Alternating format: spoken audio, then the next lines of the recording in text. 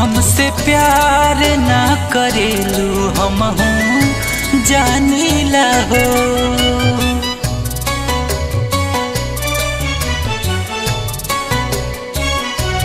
तू हमसे प्यार ना करेलू हमहू जानीला हो। तब जान अपन तोहके मानीला हो। तब जान अपन तोहके मानीला हो। तू हमसे प्यार ना करेलू हमहू जानीला हो। तू हमसे प्यार ना करेलू हमहू जानीला हो।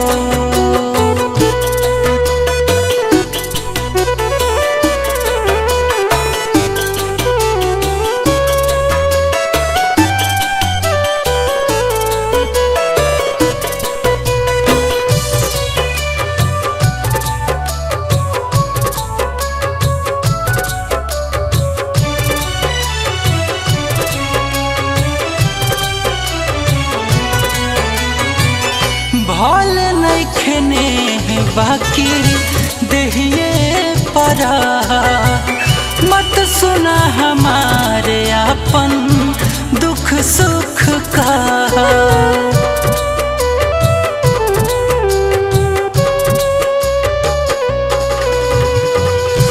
भल नइखने बाकी देहिए परा। मत सुना हमारे अपन दुख सुख का। कि तुहके दुनिया से ऊपर बखानीला हो। तू हमसे प्यार ना करेलू हमहू जानीला हो।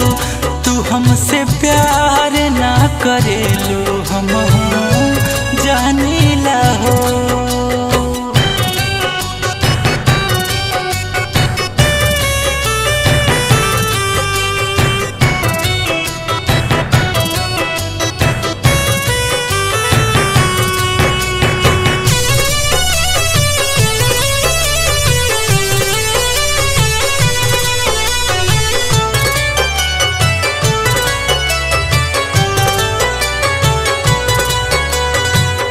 जब ले समझ आई बात गोरी मान के। तब ले तखो देबू कुंदन गुंजान के।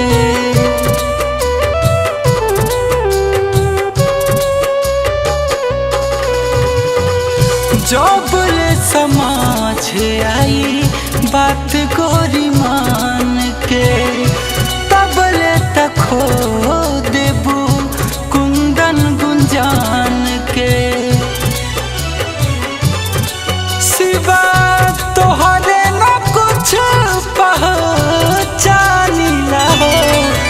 तू प्यार ना करेलू हमहू जानीला हो। तू हमसे प्यार ना करेलू हमहू जानीला हो।